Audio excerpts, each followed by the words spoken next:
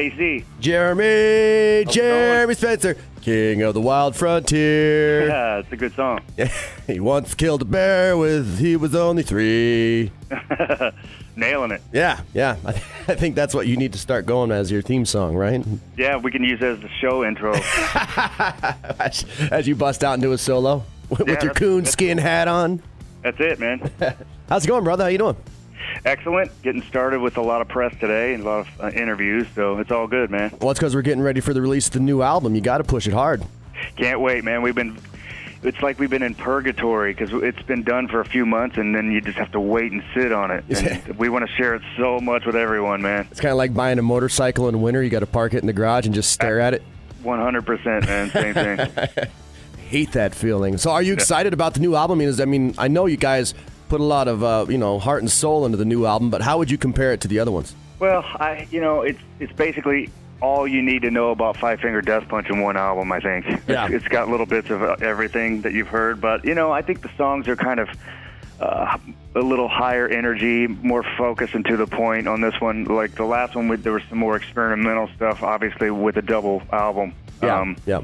But this time it's pretty straight ahead, up-tempo, rocking to the point, man. When that's the kind of record we were targeting. I think we achieved our goal, and so far the feedback's been good from people that have heard it, and that's all you can ask for, man. Are you going to release? Are you going to stream it a couple days before the release? Anything like that? Do you know?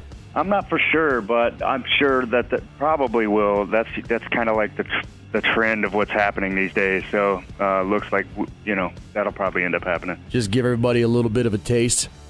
Yeah, and we're doing a track-by-track preview where we release a couple songs here and there talking about each song, so you get a snippet and kind of catch the vibe that way, too.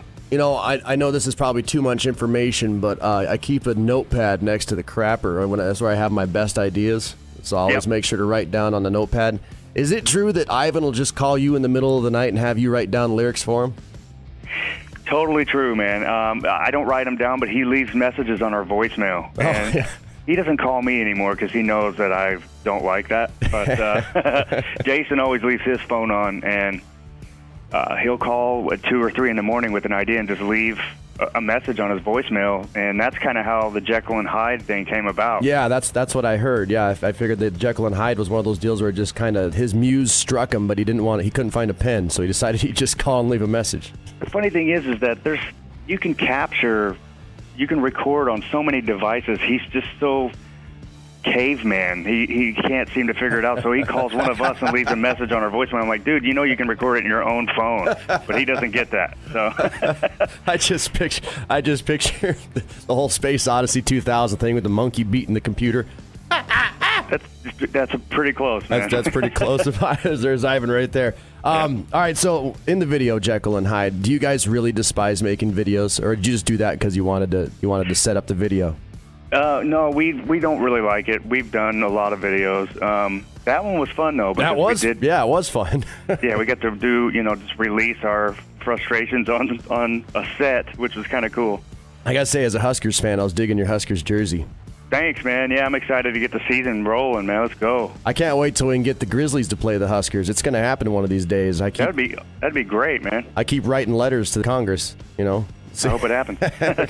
I think my mom would lay down and die if the Grizz played the Huskers. It'd be a big deal for her. She's from Nebraska, so that'd be crazy. That'd be great. We're getting ready to kick off, actually. We got the first college football game of the year, the Grizz versus North Dakota. And that's going to be on ESPN. It's kind of a big deal for us. Cool. When's that happening? That's happening Saturday. Killer. Awesome. Yeah, you're probably going to be watching it because it's the only college football game that's going to be on Saturday. Oh, you know it. You know it for sure, man. So it'll give you a little taste of what to expect from the crowd here in Missoula because it's going to be wild.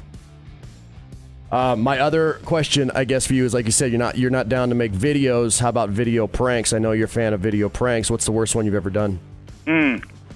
You know what? I'm trying to think. Oh, I always sneak up on people with crash cymbals while they're just sitting there working or like they're sleeping in their bunk, and I'll crash the cymbals as loud as I can and just scare them. So I've captured that a few times on video. I'm not really liked for doing that, but it's always fun to me. Well, at least it's harmless. At least you're not going after them with like razor blades or anything like that. Well, that's maybe this tour, yeah. We'll figure out what happens this tour. See if you can take the clippers to Maria's hair or something like that on the bus.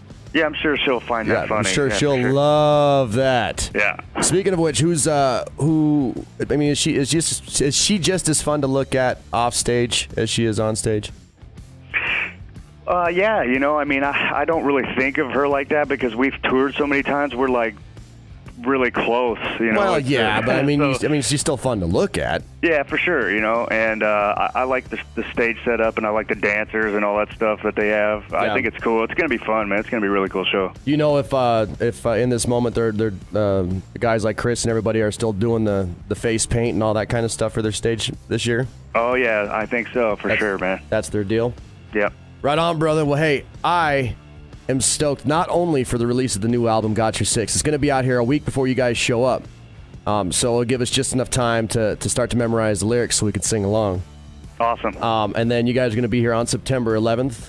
We're gonna try to set up some special things for military, police, and firefighters for that show because obviously it's 9/11.